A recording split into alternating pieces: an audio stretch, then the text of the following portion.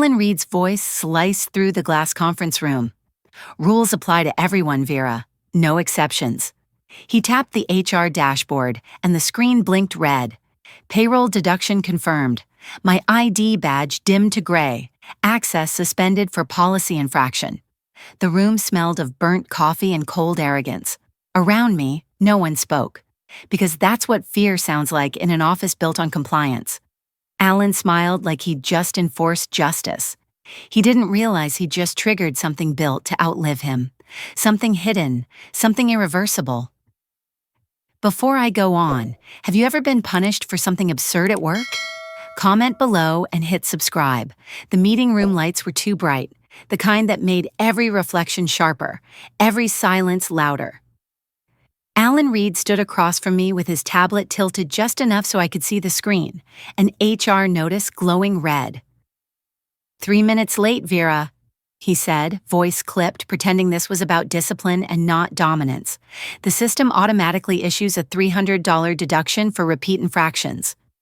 His tone was polished compliance, the kind that hides pettiness behind policy. I watched as he tapped confirm, and the alert on my own screen pulsed like a heartbeat. Payroll adjustment processed. My stomach dropped before the fury kicked in. I'd been on that early call with the Bureau all morning, handling their data audit so Alan's department wouldn't be fined again. And this was the thanks I got, a public docking of pay in front of my peers for being late to a meeting delayed by the CEO himself. We're enforcing fairness, Vera, Alan continued, raising his voice for the others. No one is above the system, not even you. The others pretended to focus on their tablets. My badge light turned amber, signaling restricted access. Humiliation is a quiet sound, the click of a badge reader that no longer turns green. I gathered my folder slowly, letting him believe he'd won this round. He didn't see the quiet notification already pinging in the background, buried under HR's automation. He'd just triggered the one clause designed never to forgive ignorance. For 12 years, I had been the ghost inside Northstone's compliance machine, the one who built the systems Alan bragged about in board meetings without ever understanding how they actually worked. My job wasn't glamorous. It was buried in data validation, cross-referencing every transaction, ensuring the numbers matched the truth when the truth was inconvenient. While executives like Alan moved offices and titles, I stayed in the same glass cube, fixing their mistakes before regulators found them. I didn't need praise. I needed accuracy. But invisibility comes at a cost. It teaches people like Alan to believe the system runs itself.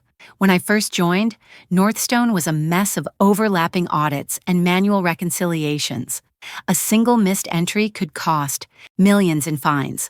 I built what I called the integrity net, a series of automated compliance filters that traced every policy change and financial report.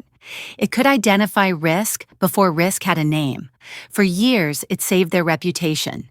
For years, I was their unseen insurance policy. Then the new era arrived: efficiency over expertise, automation over accountability. Alan was his poster boy. His productivity revolution meant replacing human review with algorithmic enforcement. Suddenly, compliance wasn't about integrity. It was about optics. He renamed my systems efficiency streams and presented them as part of his digital initiative to the board. I watched quietly as my framework, something designed to protect the company from itself, was rebranded as his personal success story. They took my slides, my models, my metrics, and stamped his initials on every executive summary. I should have fought harder, but after a while, you stop shouting into wind tunnels. You let the work speak because eventually the work remembers who built it. Still, I prepared for the day when their ambition would cross the threshold of legality. That's why, years ago, after the Bureau nearly sanctioned Northstone for data suppression, I rewrote my employment agreement with a single line buried deep in the indemnity clause. Clause 9B, it was my quiet insurance, a fail-safe that guaranteed I would never again be collateral damage in someone else's PR stunt. Alan never read the fine print. People like him don't. They skim for keywords, not consequences. So I watched his rise like a scientist observing a predictable chemical reaction, pressure, arrogance, and ignorance mixing in equal measure. Every new policy he pushed, every time he ignored my warnings, I tightened the integrity net a little more. When the penalty hit that morning, I didn't feel fear. I felt the faint click of inevitability, like a trap door unlocking itself after years of patience. Alan's obsession with control didn't start with me. I was just the latest target in his crusade to make Northstone a model of modern accountability. He loved buzzwords: transparency, synergy, optimization, the language of progress spoken by people who never measure the cost. His new efficiency initiative looked harmless at first: automated penalties for tardiness, late submissions, and incomplete performance metrics. It was the kind of bureaucratic perfection that promised order but delivered fear. Every employee became a data point, every action logged, timed, evaluated. And Alan stood at the center, boasting that the system would remove human bias from performance. What he meant was that it removed empathy. The pilot phase was supposed to last 6 months, but Alan rolled it out in 3, bypassing compliance review entirely. He called it a low-risk administrative update. I called it reckless. He didn't care. To him, oversight was obstruction, and caution was weakness. The first cracks appeared immediately: payroll mismatches, erroneous deductions, automated warnings sent to employees on approved medical leave. HR scrambled to fix it, but Alan silenced them with that familiar managerial threat. Questioning him meant resisting progress. He pushed harder, integrating his system with every department, including mine. That's when I started getting notifications from IntegrityNet, alerts showing unauthorized access to the audit archives.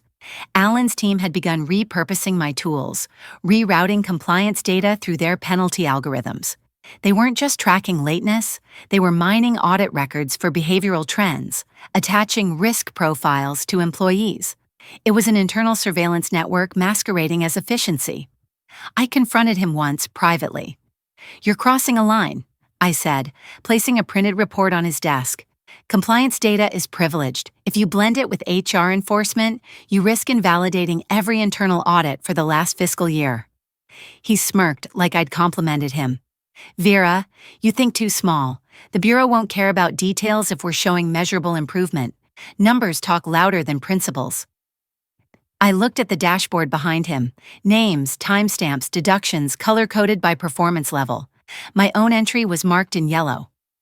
"That's not improvement," I said. "That's weaponized compliance." He leaned forward, voice low and sharp. "If you can't adapt to the new system, maybe you shouldn't be part of it." That was his favorite tactic: threat delivered as advice. I left without responding, but I saved every file, every log, every change he made to the system's architecture. Alan wanted numbers to speak louder than people. I wanted the record to speak louder than him. Within weeks, employees began whispering about deductions they couldn't appeal. Sick days marked as attendance failures, bonuses missing without explanation. But no one dared challenge him. His authority came wrapped in algorithms, and arguing with the system meant arguing with the company itself. When the $300 penalty hit me, it wasn't just a deduction. It was the final confirmation that Alan had lost control of the machine he'd built.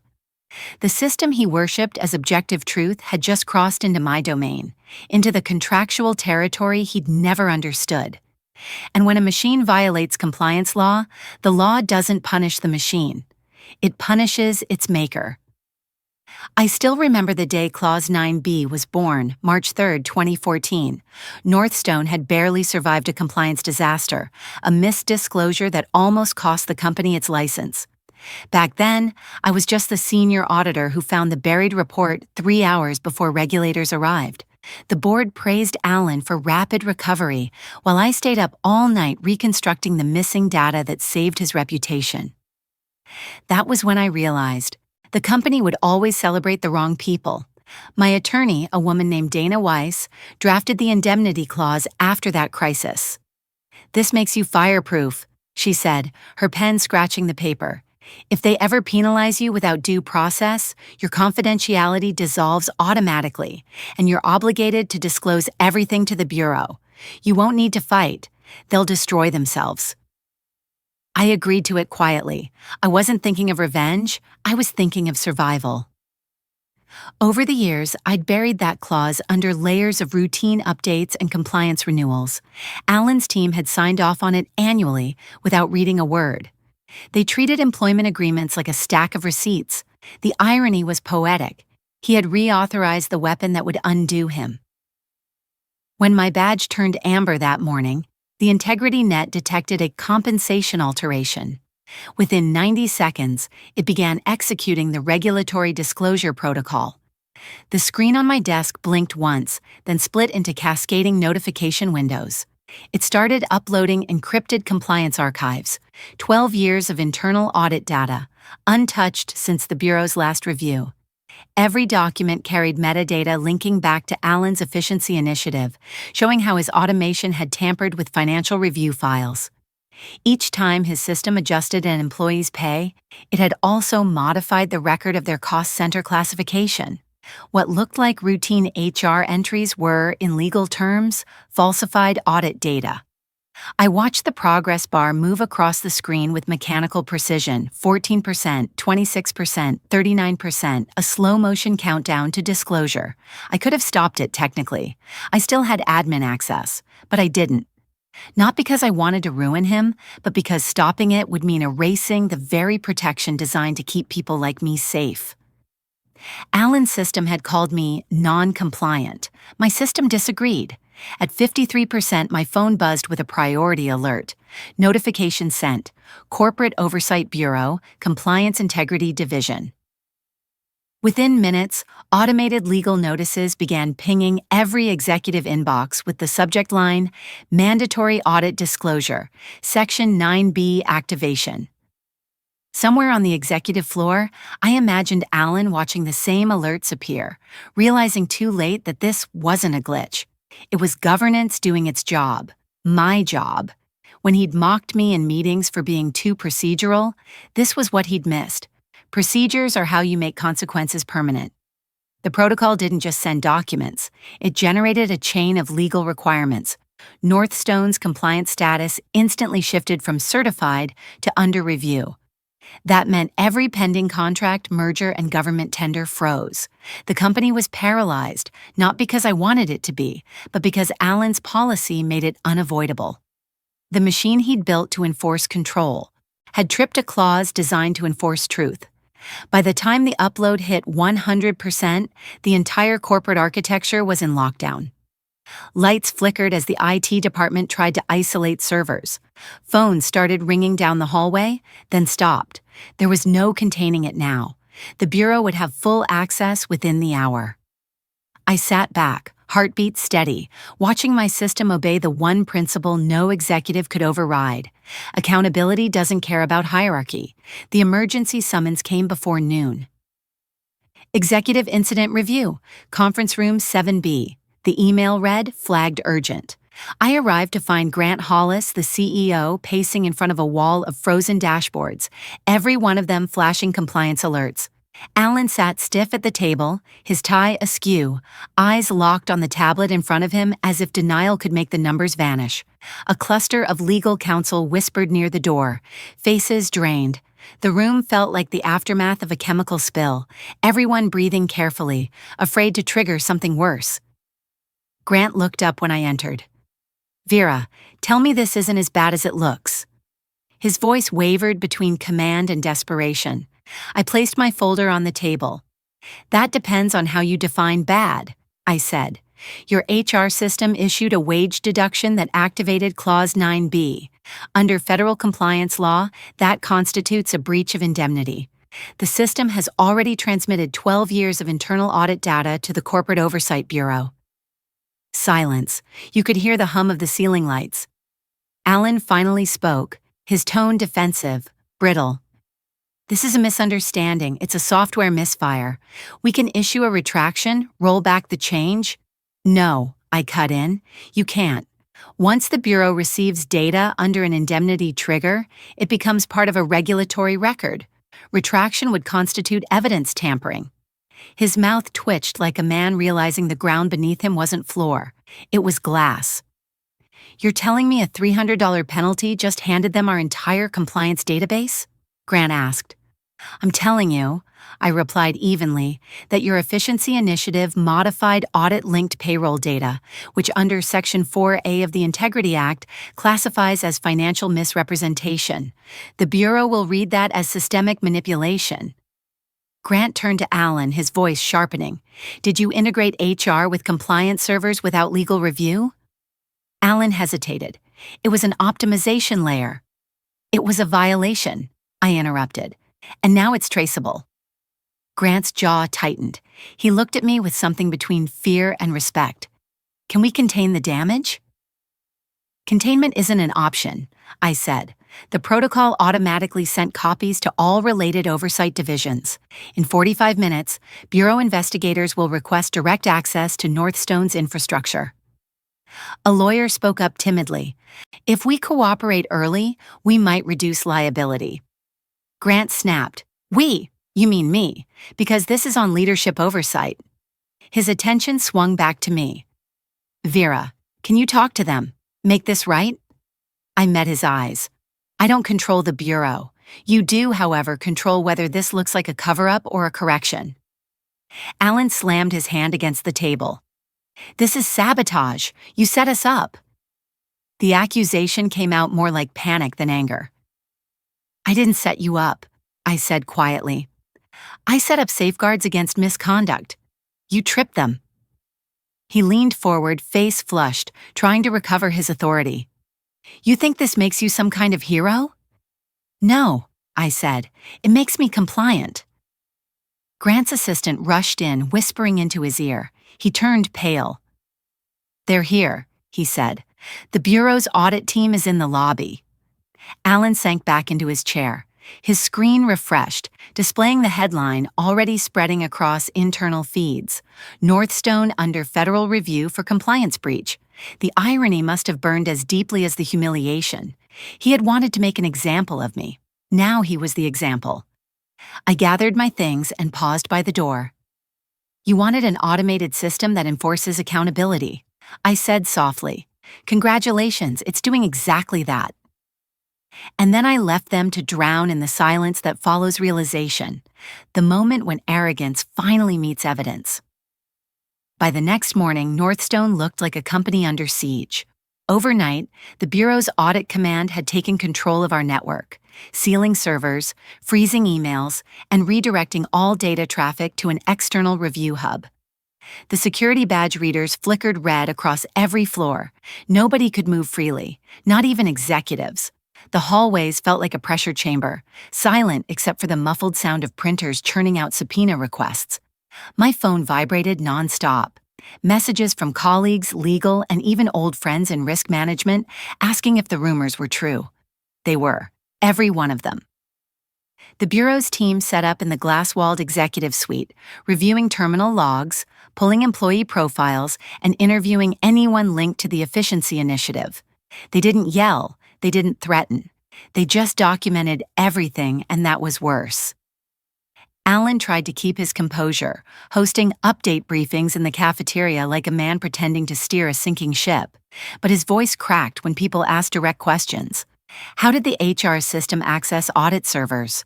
Why were salary deductions time-stamped within compliance folders? Why were integrity checks disabled for administrator accounts?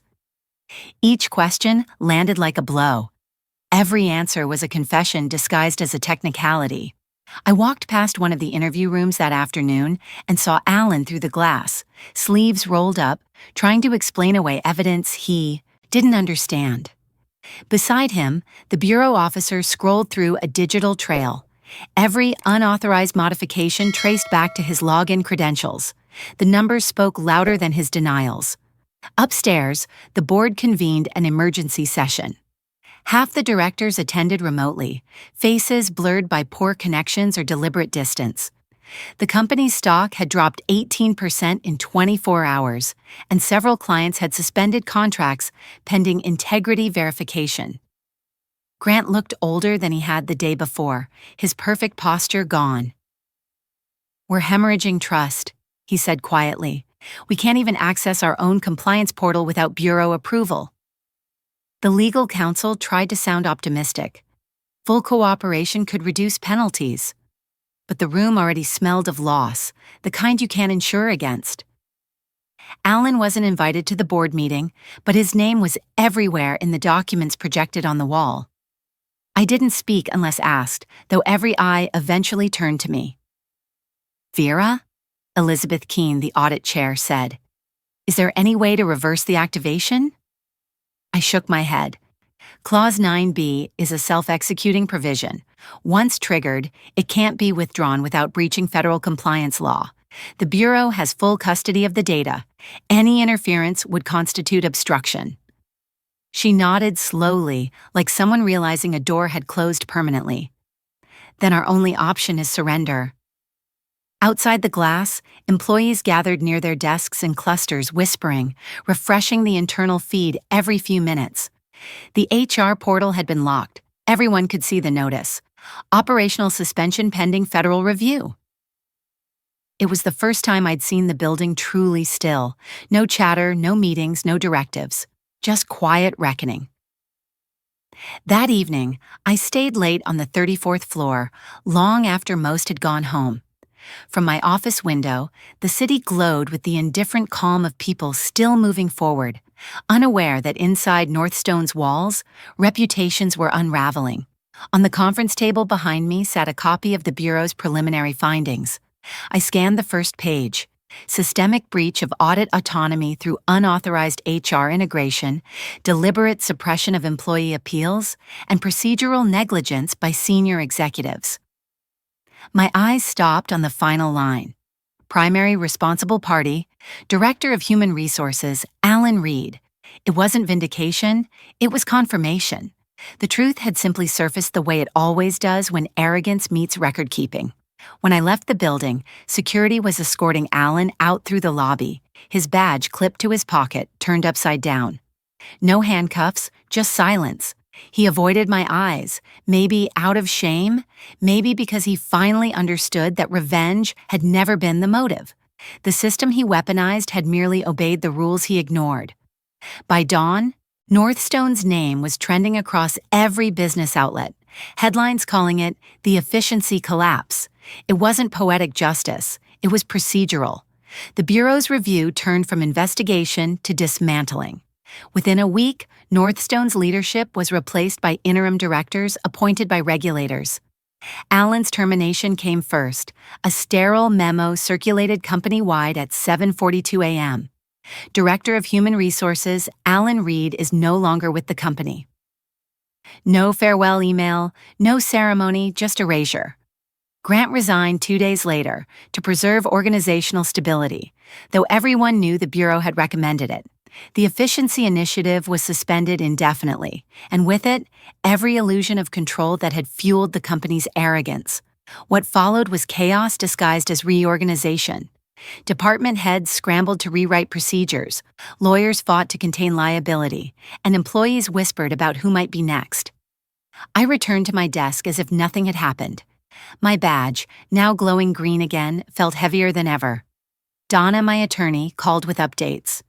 "They're settling, Vera. Early estimates suggest $480 million in penalties and damages. You'll be asked to provide testimony, but you're not a target." Her voice carried something like pride. Clause 9b worked exactly as intended. I didn't feel victorious, just hollow. I thought of all the nights I'd spent refining those systems, believing I was building stability. Instead, I'd built a mirror that showed everyone what they really were. The Bureau's final report praised the integrity net for its accuracy, calling it an exemplary safeguard against internal manipulation. They invited me to consult on developing new compliance frameworks, independent ones immune to managerial interference. I accepted. For the first time in years, I wasn't defending a company. I was defining standards for all of them. Meanwhile, Alan's name began circulating on industry watch lists, blacklisted from corporate governance roles for reckless policy enforcement. Grant disappeared into consultancy limbo, occasionally quoted in anonymous sources about the human cost of automation. The irony wasn't lost on me. People called me lucky, but luck had nothing to do with it. I had survived because I'd built something that didn't depend on trust. It depended on truth. When the settlement was announced publicly, I watched the press conference from home. The interim CEO spoke about Northstone's renewed commitment to ethical compliance, a phrase polished within an inch of sincerity.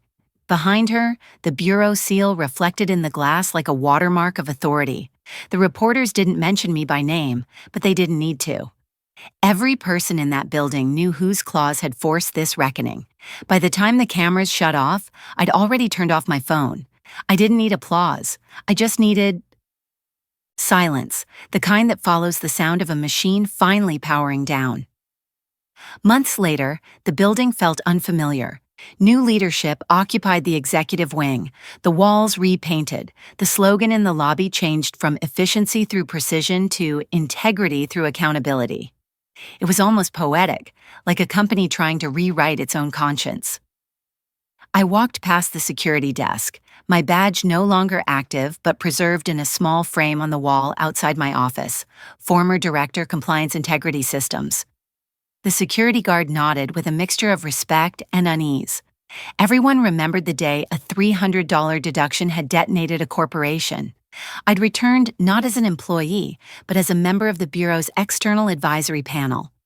My job now was to audit the very systems I once built, to ensure no other company could ever repeat Northstone's mistake.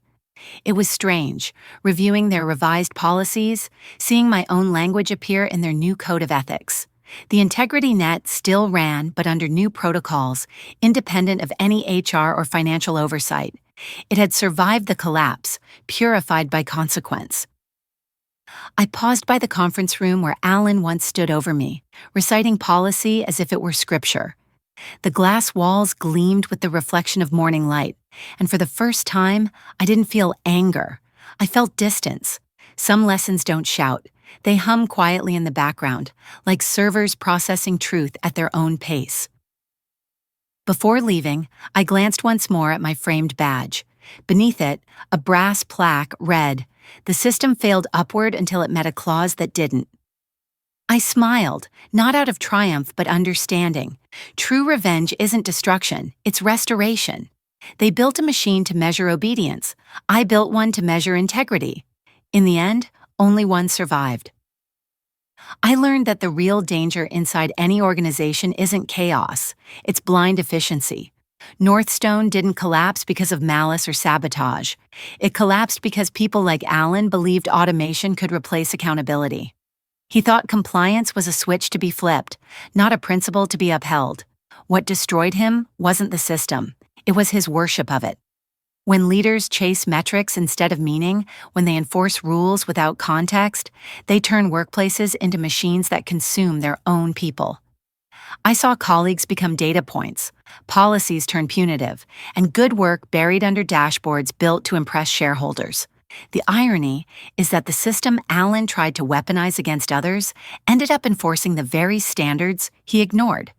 The lesson isn't about revenge, it's about recognition. Every shortcut taken in the name of efficiency corrodes the foundation it rests on. My clause didn't punish him, it revealed the flaw he designed himself. In today's workplace, where automation and performance analytics dominate, this story matters, because it reminds us that systems without integrity will eventually eat themselves. Viewers should feel both validation and warning, vindicated if they've ever been dismissed for caring about process, and cautious about letting ambition outrun ethics. The takeaway is simple. Compliance and compassion aren't opposites. Systems should protect people, not punish them. Documentation and transparency aren't bureaucracy, they're survival. How to get started today.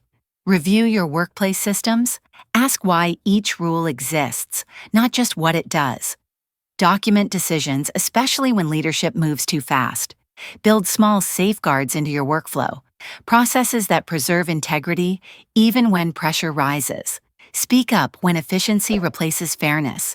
Silence is complicity. If you've ever seen automation or arrogance backfire, share your experience below. And don't forget to subscribe, because next time, the smallest clause might save an entire career.